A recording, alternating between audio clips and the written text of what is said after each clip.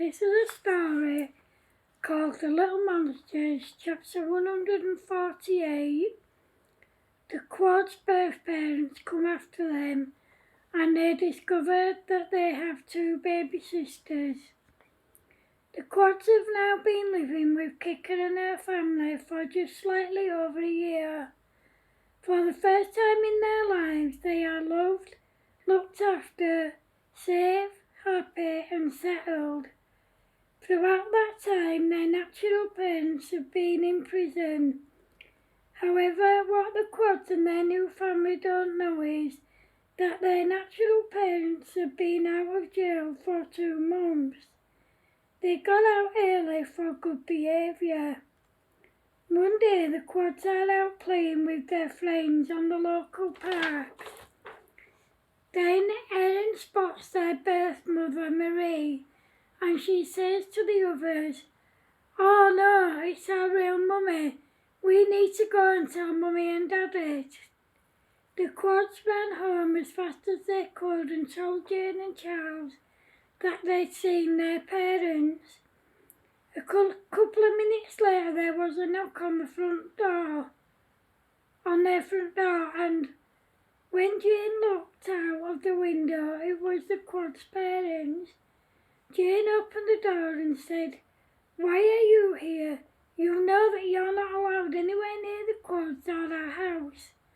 We've come for our kids and we're not leaving until we get them," said Marie. "You're not getting them. Now clear up before I call the police," said Jane.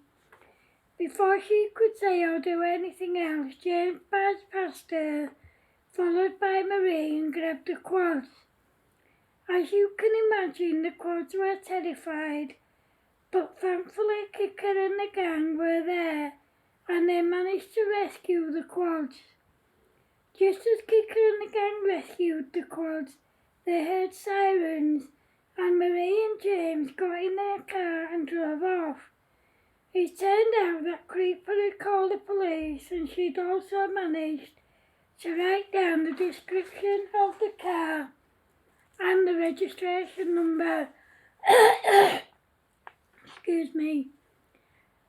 By the time the police got there, James and Marie were already gone. The police took the details and the description of the car, and then they went searching for James and Marie.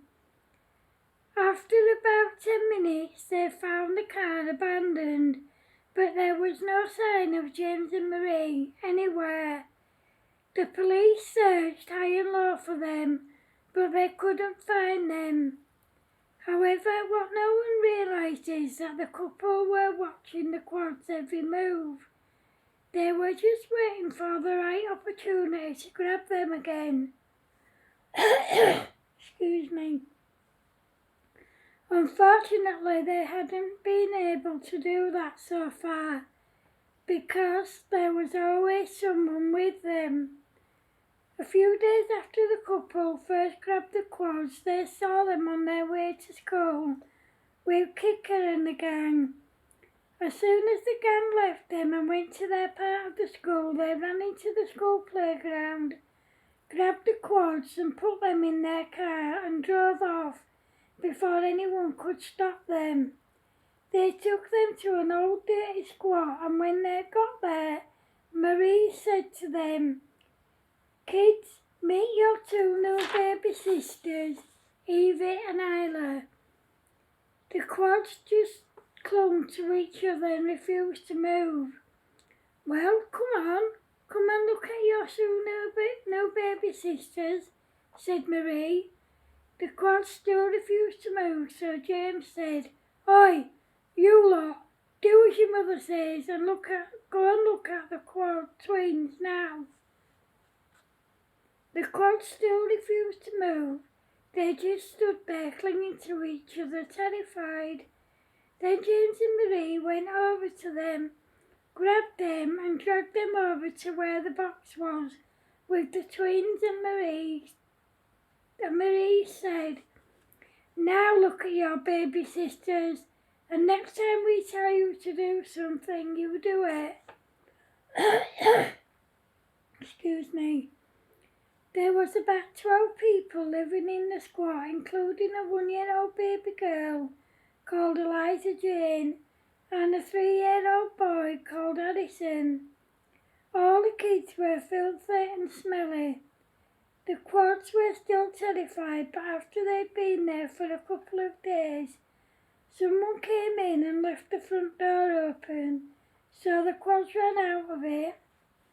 However, they didn't get very far because Marie and James ran out and grabbed them. "Just where do you think you lot are going?" asked Marie. "We're going home to Mummy and Daddy," answered Freddie. "We're your Mummy and Daddy, and your place is here with us," said Marie. No, Auntie Jane and Uncle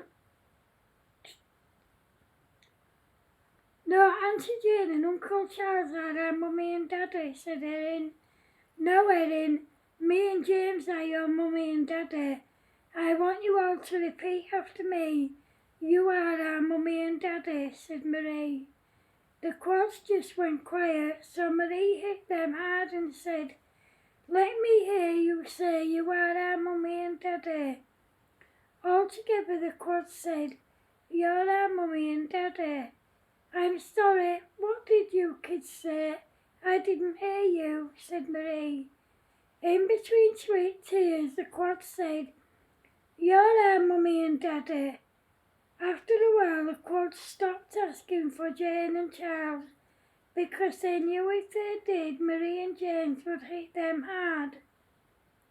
The police were searching for the quads and Marie and James, and they had been for a week, but there was no sign of them. After the quads had been with Marie and James for 3 weeks, they were filthy. They'd not been washed, bathed, given any clean clothes or anything the whole time they were with Marie and James. Then one night, Marie and James had a huge party, and the quads grabbed the twins, Harrison and baby Eliza Jane, and ran as fast as they could. As they were doing so, someone saw them. They knew instantly who they were because they lived on the same street as Jane and Charles. They took them home to Charles and Jane and told them how they'd found them. Jane said, "Oh my God, look at the state of you guys. Who are the babies?" "Mummy, these are our 2 sisters, Evie and Isla, and this is Harrison and Eliza Jane. They have a different Mummy and Daddy to us, but they weren't looking after them. They just left them on the floor and in their cots all the time," said Freddie in between tears. By that time, the police and social services had arrived.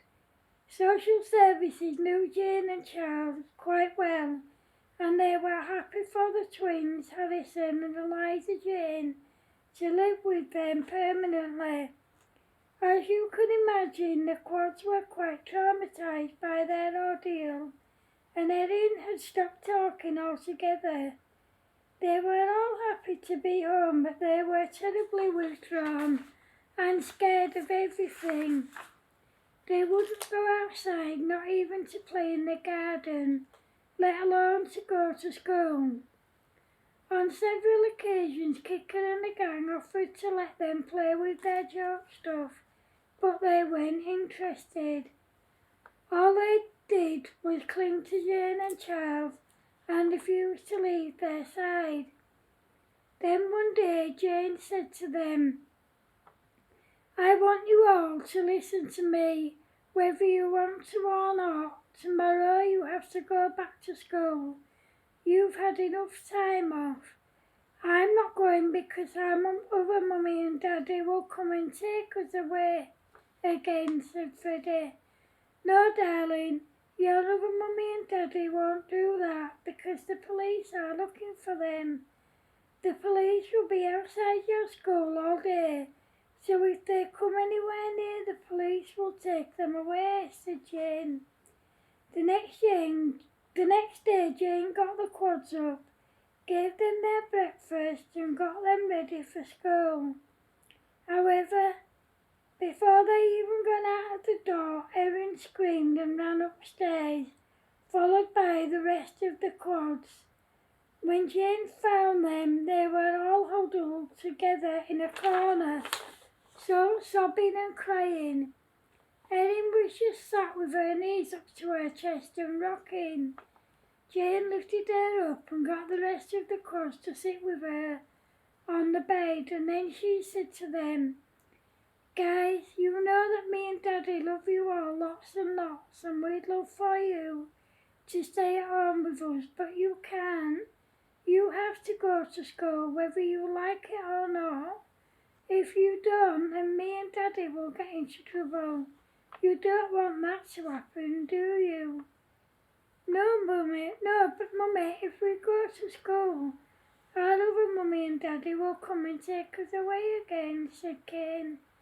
"Kane, my darling, that won't happen because the police will be outside your school every day until they catch your other Mummy and Daddy.